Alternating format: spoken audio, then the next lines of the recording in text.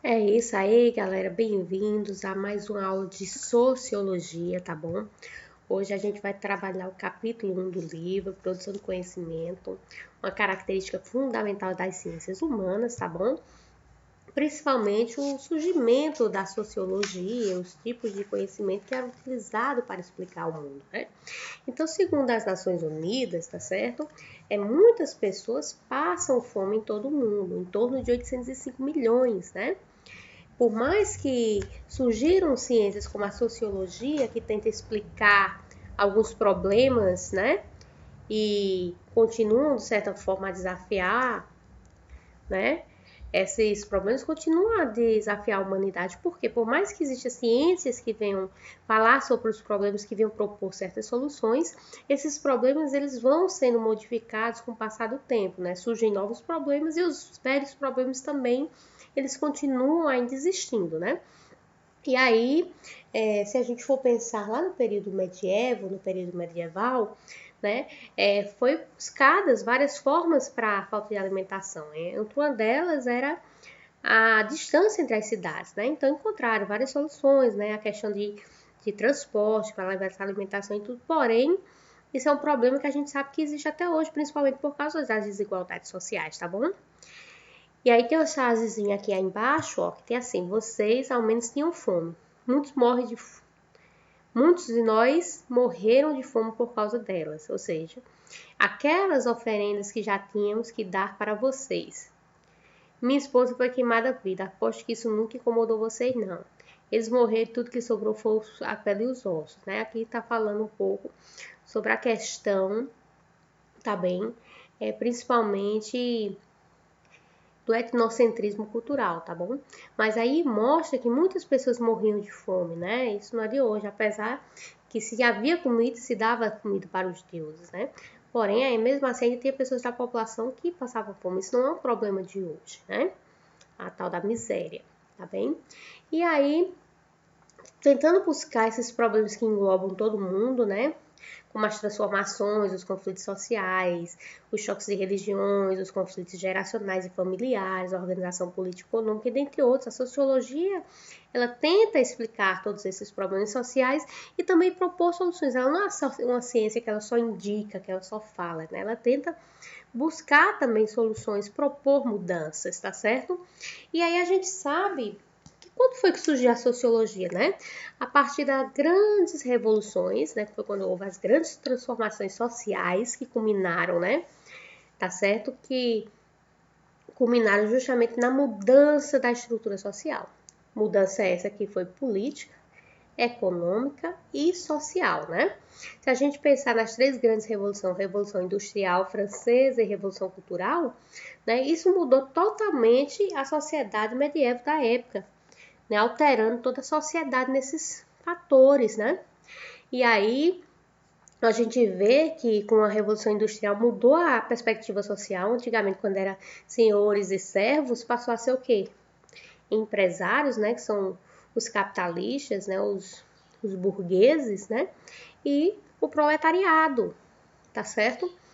E com a Revolução Francesa, o que mudou toda a questão política, né? Não existe mais, quer dizer, o poder sempre existiu, né?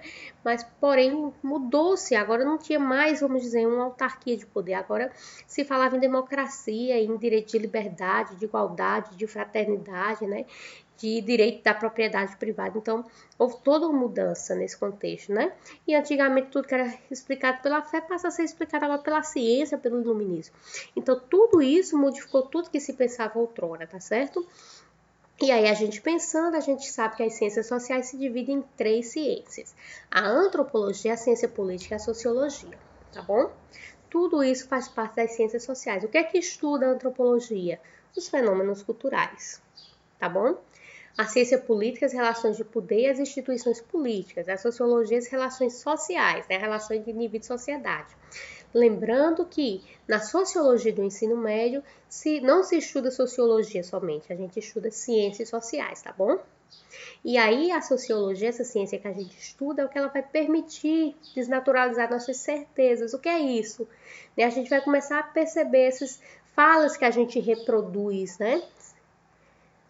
porque a gente ouviu de algum lugar, a gente começa a pensar sobre elas, a gente começa a criticá-las, né?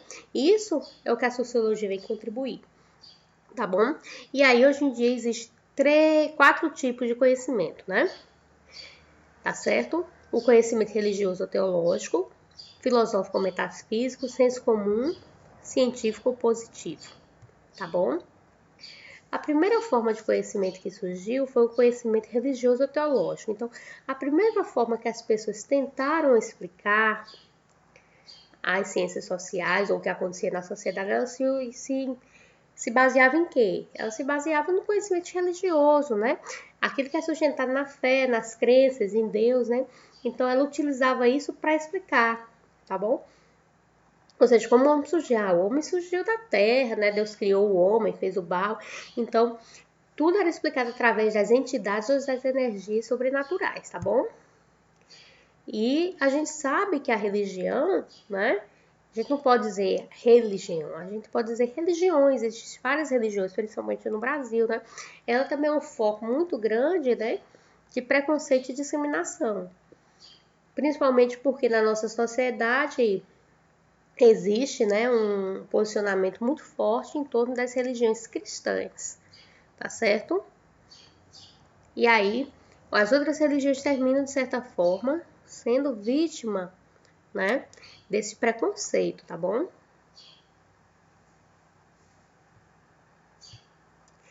E aí, aqui tem um textozinho bem interessante, aqui é sobre o conhecimento filosófico, né? E aí, Sócrates, você é um filósofo? Sócrates, certo. Que ótimo! Eu sou um deles e possuo várias respostas para sua pergunta. Que bom, pois eu possuo várias perguntas para a sua resposta. Né? Por quê? Porque o papel do conhecimento filosófico é justamente indagar, questionar, né? Por isso que a gente diz que a filosofia é a base de toda a ciência, porque a ciência ela indaga, né? E aí o saber filosófico é justamente baseado nesse questionamento sobre a realidade, né? E esse questionamento ele é chamado de atitude filosófica, tá bom? Então, o pensamento filosófico ele procura responder às questões utilizando o pensamento racional e a lógica para justificar e sistematizar esse conhecimento, que assim vai ser produzido, tá bom? Por isso que a chargezinha aqui, ela não se baseia enquanto esse que tá com a roupinha aqui amarelada, né, achenhada, ele diz que tem várias respostas para as perguntas. O Sócrates está preocupado com o quê? Né? Com as perguntas para a resposta. Ele está preocupado com o questionamento, né? Com essa atitude filosófica, tá bom? E isso é o que faz parte, né? Da ciência. Então, o Sócrates diz aqui, ó. A Grécia Antiga foi o berço do pensamento científico ocidental. Não bastava mais a chuva ser um deus chorando, né? Aí a gente vê clara a explicação que religiosa. Quando diz, tá caindo chuva, os deuses chorando, né? Isso é uma explicação religiosa teológica para o fenômeno, né? Começamos a crer que os fenômenos através da ração e observação. Ou seja, como o tempo, a religião parou de ter o papel de explicação natural, migrando para o espiritual. Né? O Sócrates vai dizer isso, ou seja, quando a gente diz assim, tem um tempo mais frio que chove, tem um tempo mais calor que não chove. Né? Então, isso é um fenômeno natural que foi dado pela observação e por questionamento, não mais por uma representação filosófica, né? E como toda teoria mostra uma sátira ou ironia, né? Aí a gente vê aqui, ó, os deuses, né? Todos com raiva, né? Querendo pegar o Sócrates, né? Principalmente os Zeus, né? Que é o deus greco-romano, né? Que foi fonte de grandes explicações para vários fenômenos, tá bom? E aí a gente vai para o nosso terceiro tipo de conhecimento, que é o conhecimento de senso comum, né? Que é aquele conhecimento que não é testado, que não é, né, verificado, não tem um método, mas é aquele conhecimento prático, empírico, né, que a gente botou em prática e que a gente vai passando de geração em geração. Como assim? Eu tava com uma dorzinha de cabeça, ou com uma dorzinha de barriga, eu tomei um chá de boldo e eu vi que aliviou a minha dor de barriga. Então, na prática, no empirismo, que quer dizer a prática, tá certo? eu vi que aquilo funcionou. Então, se aquilo funcionou, eu fui e disse para alguém, aquilo alguém foi dizendo para outra pessoa e foi aceito. E aí termina-se o quê? Se tornando conhecimento culturalmente aceito. Porém, ele não garante nenhuma validade, ele não garante a certeza, tá bom? Então, é um conhecimento fundamentado na experiência vivida ou transmitida, tá certo?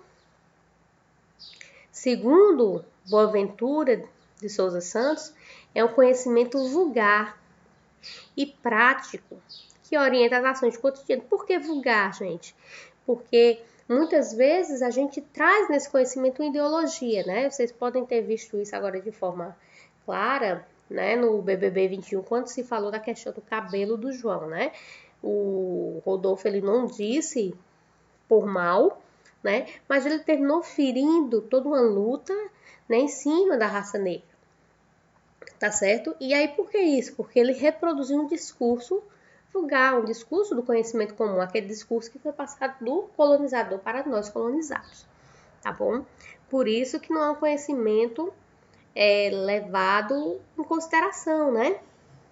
Porque ele pode ser falho, ele não se enquadra para todo mundo, tá bom? E aí, aqui a tirinha, né? A fórmula do senso comum, que é o senso comum, né? Ele traz muitos estereótipos, né? Ele traz uma visão única, não traz nenhuma visão crítica. Ele traz um entendimento, um controle, uma superficialidade, né? Então, essa é a fórmula do conhecimento de senso comum. E aqui do lado a tirinha da Mafalda, né? A Mafalda chega, eu tenho que fazer uma pesquisa sobre uma vaca, Miguelito. O que é que eu faço, né? E aí o Miguelito vai responder de acordo com o senso comum. Ela vive no campo, ela come pasto e mais pasto. Depois ela vai para a cidade e a gente come ela e pronto. Né? Então, o conhecimento de senso comum, aquele conhecimento prático da vida, como é que a gente utiliza a vaca, né? Então, é um conhecimento totalmente de senso comum. Por isso que a Mafalda diz, quer dizer que a vaca é somente um intermediário entre pasto e nós? Ela não tem nenhuma utilidade, não tem nada mais com isso, né? Ela queria uma visão no campo, que a gente vai aprender agora. Ela queria uma visão do conhecimento científico opositivo, segundo lá o Augusto Comte, né?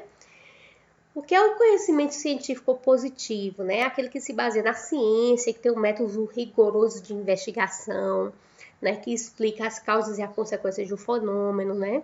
Dando condições, dando a periodicidade, o tempo que aquilo ocorre, o tempo que não ocorre. Né? A gente viu isso bem agora com a pandemia do coronavírus, né? O quanto a ciência veio explicar essa nova doença que surgiu, né? Então, se trata de um método muito organizado, ele é construído rigorosamente, ele tem todo um controle na sua execução, tá certo? Ele tem base em teorias coerentes e socialmente aceitas. Eu não vou usar qualquer teoria, eu vou utilizar teorias que são aceitas dentro do campo científico, tá bom? E aqui é um exemplo de como surge, né? Aqui dentro do coronavírus, para a gente entender como é. Então, no primeiro momento, a gente observa o fenômeno que está acontecendo. Isso é o campo científico. Depois a gente elabora perguntas, questionamentos. Aí entra a ideia da filosofia, tá vendo? Do conhecimento filosófico dentro do conhecimento científico. Depois a gente elabora hipóteses. Então, o que será que está acontecendo? Depois a gente compartilha o conhecimento e a gente vai também ver se essas hipóteses são ou não verdadeiras, né? Porque eu posso acreditar numa hipótese e ela ser errada. Por isso que a gente vai o quê? Vai observar o material, vai fazer análise de resultado, vai realizar testes e experimentos para ver se as hipóteses elas são realmente confirmadas ou não. E aí pode sempre surgir, gente, novas hipóteses, novas teorias e assim dá início a um novo estudo, a um novo resultado de discussão, tá bom? Esse é o método científico. Então, aqui um resuminho do que seria método religioso, né? O pensamento religioso, filosófico, religioso, empírico ou senso comum, né? Que é o prático, tá certo? E o científico, tá bom? Aí, além disso, a gente vai falar um pouquinho agora sobre processo de pesquisa, né? O que é o processo de pesquisa? Né? A pesquisa ela é super importante, principalmente dentro do conhecimento científico. Por quê? Porque é a pesquisa que vai propor que o conhecimento científico seja elaborado, tá bom? E aí a gente sabe que dentro do nosso contexto, né, do contexto científico, acadêmico, o conhecimento científico ele é colocado hierarquicamente em cima de qualquer conhecimento, né? Dentre eles também o senso comum. A gente vê bastante isso na discussão política agora, né, em torno dos cuidados, né, do isolamento social e a fala do Bolsonaro, né? Tá bem? O Pedro Dema, ele considera, assim como outros sociólogos, que esses conhecimentos são complementares. Por quê? Porque a pesquisa, ela é o método por onde a gente investiga a realidade social. A gente investiga esse conhecimento, vamos dizer, o que é a realidade social, esse conhecimento do dia a dia, esse conhecimento de senso comum. E é a pesquisa que vai fazer o quê? Que vai permitir que esse conhecimento de senso comum seja questionado, seja investigado e se torne um conhecimento científico, né? Tá bom? E aí a gente entra no positivismo de Augusto Comte. Quem foi o Augusto Comte, né? O Augusto Comte, ele é considerado o pai, vamos dizer de certa forma, da sociologia. Por quê? Porque ele é quem vai discutir, certo? Que ao positivismo, que é a ciência que ele criou, que não era ciência nessa época, né, chamado de conhecimento filosófico, né, a ciência, a sociologia como ciência, ela parte com Emile Durkheim, né, e o método, as regras do método sociológico, mas Augusto Comte, ele já fala, ele já cria, ele já vem falar da sociologia como ciência, né, que existe o que é a forma da gente observar os fenômenos da sociedade, tá certo? Para o quê? Para discuti-los, né? E ele dizia muito uma coisa, ele dizia que no momento que a gente observa, né, que a gente leva o conhecimento com base na ciência, né, essa ciência levaria o quê? A sociedade ao progresso, por isso a fonte lá da bandeira brasileira, né, ordem de progresso, né, baseada no positivismo de Augusto Comte. O que é que acontece com isso, gente? No momento, tá bom? Que o Augusto Comte, ele vem dizer que a ciência ela é superior, porque para Augusto Comte só existe o conhecimento só é verdade quando esse é baseado na ciência, isso para o Augusto Comte. Então, por quê? Porque a ciência, segundo Augusto Comte, ela é a única que pode ser comprovada, ela é a única que vai o quê? Garantir métodos científicos válidos. Então, ela é aquela que vai garantir a certeza do processo, tá bom? Por isso que o positivismo foi tão importante e ainda é, tá bom? Principalmente para o campo científico. E aí, também com relação à ciência e senso comum, o Boaventura dos Santos, né? Ele vem, que ele também é professor de direito, né? Ele vem dizer que tem uma aproximação muito próxima entre esses dois pontos, né? Por quê? Né? Porque toda a ciência ela parte do senso comum, gente, quando a gente para para pensar nisso. Né? Se a gente hoje conhece um composto chamado passiflora, o qual faz um monte de medicações, né? Tá certo? É porque em algum tempo alguém tomou um suco de maracujá e sentiu sono, sentiu calma. E alguém se questionou e disse, por que o maracujá dá calma? E aí teve aquele interesse de estudar, né? Porque, ou seja, a ciência ela é uma investigação, uma pesquisa que parte do conhecimento de senso comum, tá bom? E aí o Boaventura Santos, ele vem justamente dizer isso, né? Que o projeto de investigação, ele é super importante, ele faz com que esse senso comum se transforme em ciência. Por isso que elas são complementares. Por isso que existe essa complementariedade, essa relação entre ciência e senso comum, tá bom? Antigamente, né, quando a gente para pensar, né? Existia uma oposição muito grande entre ciência e senso comum, né? Achavam que elas não podiam se complementar. Entre religião e ciência também existe um confronto bastante grande, né? Mas tem alguns teóricos que quebram essa oposição e vê o estudo disso como complementar, tá certo? Essa oposição não justifica, tá certo? Que não existe aproximação em ciência e senso comum. Elas são coisas diferentes, são coisas, mas elas não são totalmente antagônicas, tá certo? Elas se complementam, como eu já disse anteriormente, né? E aí ele vem dizer também a grande importância da divulgação científica para a universalização da educação. Por quê? Porque é através desse conhecimento, né, científico, né, que veio da premissa do senso comum, que vai o quê? Que a gente vai universalizar o conhecimento para os demais, né? Imagine se o pessoal que conhecesse o coronavírus aí, que chegou aos conhecimentos, não tivesse passado o que eles descobriram comum, talvez nem tivesse vacina a esse ponto, tá bom? Coisa que agora já temos, né? Então, para terminarmos a aula de hoje, eu deixo para vocês esse pensamento, né? A ciência é apenas senso comum, treinado e organizado, né? Tá bem? Do Thomas Huxley, tá bom? Então, um abração para vocês, até a nossa próxima aula.